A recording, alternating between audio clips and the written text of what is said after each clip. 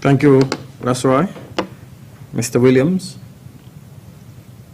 And a pleasant good afternoon to all who are joining us via all media, forms of media.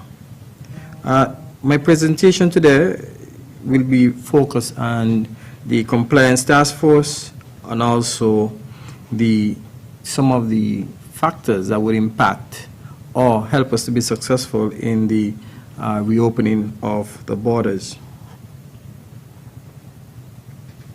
The emergency powers regulations, as outlined by Superintendent Henry, would have brought to the attention of the general public the amendments or provisions made for the compliance task force. It is very important that we support the compliance task force as they will endeavor to enforce the regulations regarding all the social and physical distancing protocols or the protocols in general for the COVID-19 pandemic or virus. Now, the compliance process. What is the compliance process for the compliance team? Well, the compliance team will be given their operations. So normally they come, they gather together, they brief, they are given their operations. They go through the compliance checklist that needs to be done. And from there, they are deployed to the various strategic areas that they are asked to check. And then from there, they carry out the enforcement. And these enforcements are done through inspections. And we are appealing to the general public not to obstruct the compliance task force members or officers, from doing their job. It's against the law. Some of the reports that we have gotten where persons are not allowing them to enter into the business place or enterprise. Persons are basically being verbally abusive, and I am hopeful that we don't reach the stage where persons are going to be physically abusive. The reason for these compliance teams is to help us to prepare and also help us to sustain ourselves during this pandemic. We have been saying that we want to be resilient against the impact of this pandemic, and Dr. Laws was quite clear that we do not want to go into no second shutdown. That has been part of our goal going forward, of not going into no more further lockdowns, because this would impact us severely, economically, and also socially and mentally. The business compliance assessment that has been done for the past week has shown a satisfactory or good compliance percentage being demonstrated by the business sector and enterprises. Distance markers on the inside and the outside, the enforcement of mask wearing, the sanitization of highly touched areas such as doorknobs, proper hand hygiene practices, availability of hand sanitizers, and also the availability of hand soap and water. Now, one of the things, again, reports we are receiving that persons are probably diluting the alcohol base that should be 70%, so much so that it feels that there is more water than the actual alcohol that will kill the virus. If in doubt, please contact the St. Kitts Nevis Bureau of Standards, and they will guide you as to the proper mixture for these substances.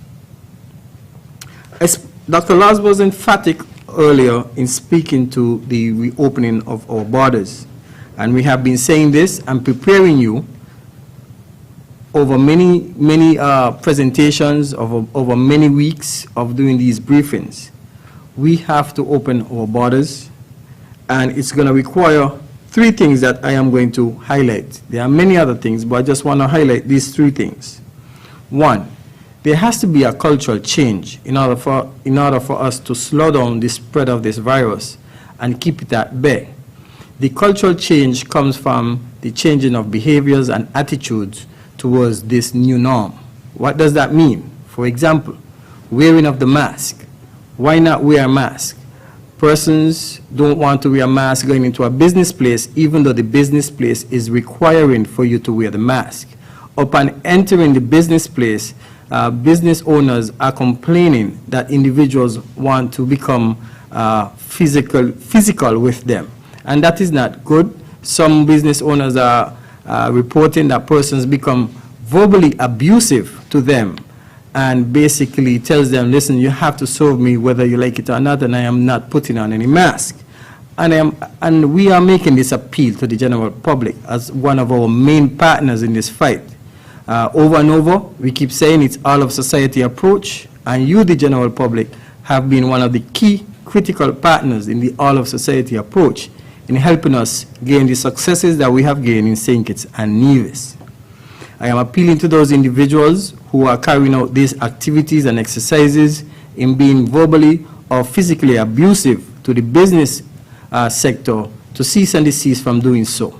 We want to welcome everyone into our country, in particular visitors, to help us generate that economic activity that we so need in order to maintain the competitive nature of our people, competitive nature of our country, and also to generate that economic activity so that we don't become the statistics of being plunged into any further poverty.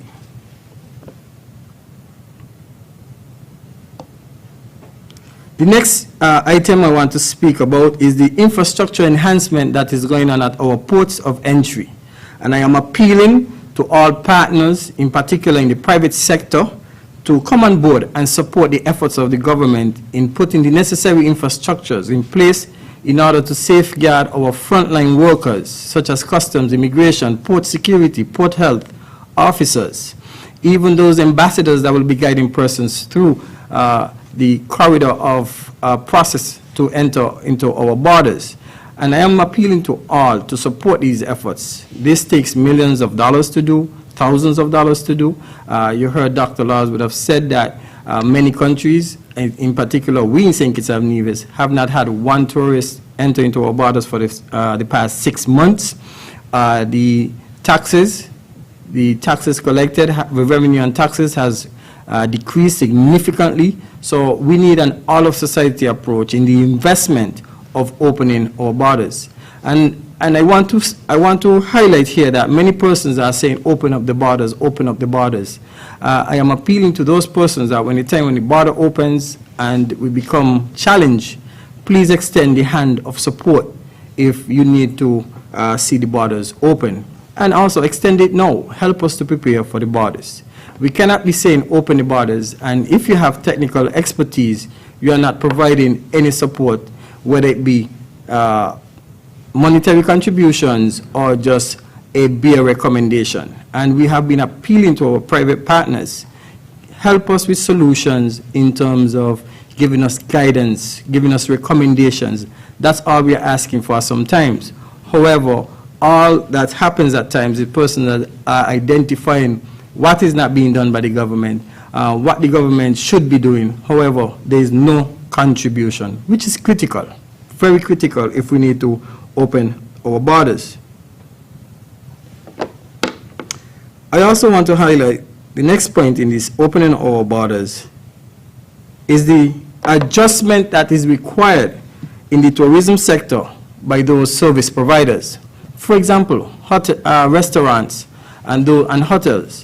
We see that some of the marquee hotels in the Federation have been doing some adjustment to protect their staff and also the potential tourists that may come to their hotels. And we are encouraging persons to make the necessary adjustments. It's quite important to do so to remain resilient. Restaurants, are you adapting to the new norm? For example, if a tourist comes to your restaurant, how would you serve them? Would you have areas for them to go and sit down? These are some of the things that we are asking you to plan out. Make structures within your establishment so that you can be resilient if the virus has to return to St. Kitts and Nevis. And it's very critical. Let's look at also touristical sites or tourism attraction areas. How much investment are some of these attraction areas putting into their establishment to ensure that they could be certified as COVID resilient or COVID free, so to speak, institutions is very critical. And the transportation, we have been appealing to taxi operators, tour operators, ferries, to do the necessary to make some adjustments to their vehicles. And some individuals have been doing so, and they have been benefiting from the reward of doing so. And also others are saying that they will not do so. And if you do not do some of these adjustments, then how can we have an all-of-society approach to ensure that we protect and safeguard the general public in St. Kitts and Nevis? This is critical, it's very important, and we are doing our best to put all the infrastructure in place to support you, whether it be through the legal framework, whether it be physical structure, or whether it be the human resource necessary, such as the compliance team and the training of police officers to support the compliance team to carry out these enforcements. These are three critical things that I wanted to bring to the attention of the general public. In looking further to economic development, we have been engaging with the yachting community in looking at the possibility of that particular sector also becoming functional. And it's critical that we look at a multi-sectorial approach to the development of our economic activities. And I want to take this opportunity to commend the yachting community for being proactive and assisting us in looking at protocols, not developing, but looking at protocols in which they can function safely during this critical time of a pandemic. I want to switch to the weather. We were experiencing this morning some very noisy thunderstorm and also lightning and some moderate to heavy showers at times. And an appeal was made to the general public to exercise the necessary caution in traversing through roadways, byways. And I am thankful that besides the one accident that was reported today, we didn't have any more such accidents. And I am appealing to individuals that when we have a little rain, please listen for the advisories that will be issued. This morning I would have received many calls about what persons asking if today would have been a work day, if schools would have been closed, etc. Let us be mindful that we live in a tropical area, so to speak. Our geographical location around this time causes us to be susceptible to rain and tropical waves, etc. A little bit of rain doesn't mean that school is going to close down or workplace should be closed down. I'm appealing to the general public to please be cautious with these activities. And that's the weather for you. Tomorrow we should expect basic cloudy day. Might experience some thunderstorms as there is a system in the Caribbean Sea which at the present moment poses no threat to the islands. So thank you very much. Sorry, to St. Kitts and Nevis. Thank you very much for listening, and we do look forward for your questions.